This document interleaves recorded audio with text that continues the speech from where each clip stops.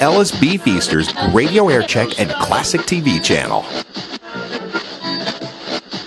So the program, the sportscaster, John Mako. Morning, Mako. Good morning, Imus. How are you losing this weight that you're trying to lose?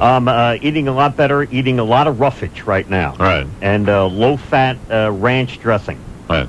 No tomatoes, no green peppers or anything like that, just green lettuce. Sounds like you need some protein. Come on in here. Any exercise? Yes, walking up and down the stairs, but I work quite a few hours, as you know, during the course of the week, so I don't get a lot of time to, go to the gym and go on a treadmill. I don't work, 4.5 hours like you. Let me try to explain something to you, ass face. I don't work 4.5 hours either. I'm here 10 or 12 hours a day. You have to make time. I know you make time. I get here at 5 in the morning. Ordinarily, I leave around 1:30 or 2 in the afternoon. You're not here at 5. Of course I am. Oh, I've been here. 5:15. Okay. Yeah. Have you heard of the latest on Sid? Yes, with the dry cleaning shirts. I think that's disgusting. I mean, really. is there even any other way to describe it other than... To wear someone else's clothes. Right. Whether they've been dry cleaned or not. Yeah. And, they don't fit right. No, of course not. A little, He's the kind tight of guy, around the stomach. Somebody gets hit on the street and there's no police or ambulance around. He picks their pockets and then runs away. That is the kind of guy. No question. Well, run over him a second time, get out of the car, and then pick their pocket, get back in the car and leave. Sid would be a looter, yeah. He's the kind of guy, he parks in handicapped spaces, F the old ladies. Well, I mean... That's the kind of guy he is. No, then there's no question. Didn't Frances and Parcells do that, or? Yeah, exactly. That's our point. Why drag them into it? Well, no, but Parcells are... they may think they're such big, fat, blubber-butted bastards that they're handicapped themselves. I don't know. No, that was during the time that one of them was injured, legitimately. Right, Mike was hurt, that's right. Yeah. But he didn't have a handicap plate. No, but still he was handicapped. Yeah, well, that doesn't entitle you, Well, then one guy gets, you drop the guy off by the restaurant, and you go park your car. Don't use that as an example, parking in the handicap space, when what Sid has done is far more egregious than that. Oh, that's a great example. That's a terrible thing to do, is to park in a handicapped spot. There are a lot of handicapped people out there who need that spot. Yeah, no, I don't do it. I don't park in them. Why should you should. You should be. You're the perfect candidate for it.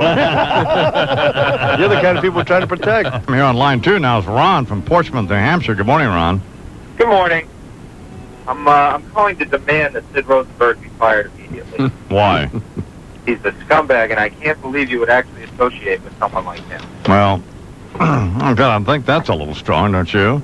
No, he might as well. He might as well have gone in with a gun and robbed the Chinese laundry. That's exactly what he did. He stole. He's no better than a common thief. We're giving him an opportunity to return the shirts. Is he going to return them? Yeah. He is. Yes. Well, given the fact that he already wore them, his vile, disgusting sweat is probably all over them. I wouldn't want him back. That's a very good point. Right. We're going to talk to the guy who actually owns the shirts on tomorrow's program.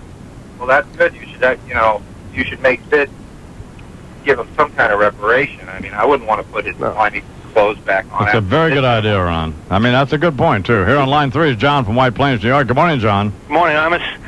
Listen, I just got to get on you a little bit with this Suge thing. Yeah. You said you went after him in that interview? Yeah. You went after him? Yeah. You said you went after him, and you said that... I had him rocked on his heels. You said Suge's not releasing the tape because he doesn't want to ruin her career. Last week, you said she was a no-talent pig. Those were your words. I mean, we're getting awfully confused here. This is like asking O.J., did you do it? And he says no on your show, and you're going to everybody, look! He said no! I really ripped into this interview, didn't I? I got to the heart of the matter. Give us a break on this Suge thing. What the hell's going on with this thing? That's a very good point, John. Very good point. Here on line 4 is Dennis from the Boogie Down Bronx. Good morning, Dennis. Yo, what up, Juice Man? Not too much. Man, that white boy just ragged your monkey ass, bro. Didn't he? I had to take it, though. Yo, but I tell you, man, Miami's got the oranges, man, but New York's got the Juice Man.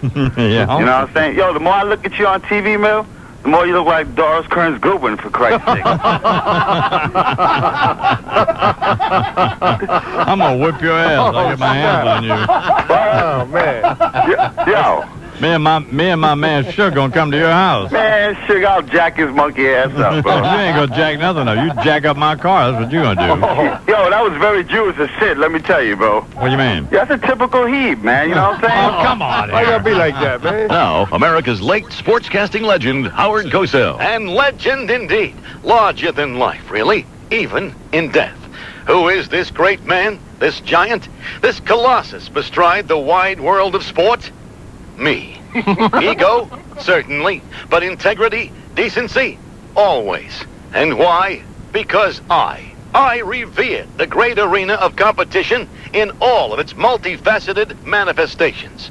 Yes, Howard Cosell spoke of sports, represented sport, covered sports with honor. I paint that backdrop to better define, in the starkest of contrasts, the individual I profile today.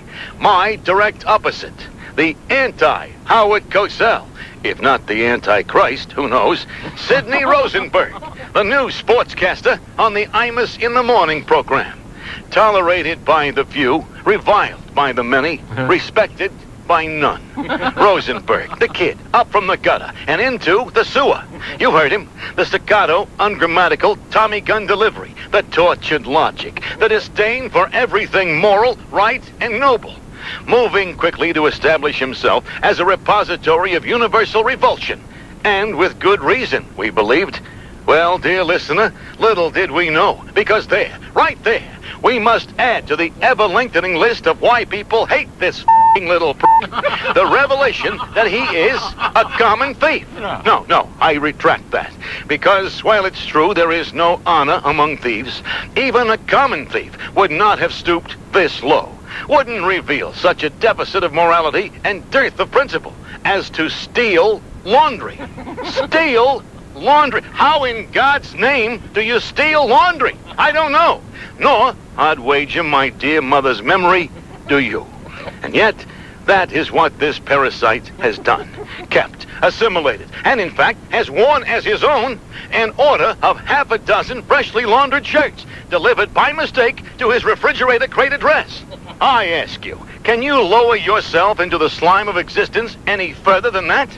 When Orenthal James Simpson was shoving shivs into anything that moved, at least he was wearing his own clothes. If a person is so morally bankrupt as to be unable to recognize the depravity of stealing laundry, is there anything he wouldn't do? No. His criminal potential only limited by his absence of intellect. Would it surprise anybody, then, to next discover Sidney in a police lineup of chain-snatching, crack-pushing, number-running male whores? All common crimes, petty crimes, transgressions of the dull and slow-witted. While Sidney might well one day face a shoplifting indictment, a charge he'll never hear, investor securities fraud. Never the SEC, always the bunco squad. Why did Willie Sutton go to banks? Because that's where the money was. Why does Sid Rosenberg go to laundries? Because that's where the shirts are. It's as close as he can come to white-collar crime. Despicable. I'm Howard Cosell, and I'm only telling it like it is. This is Julius and Ethel Rosenberg. Did you know that the majority of dead people are Jews?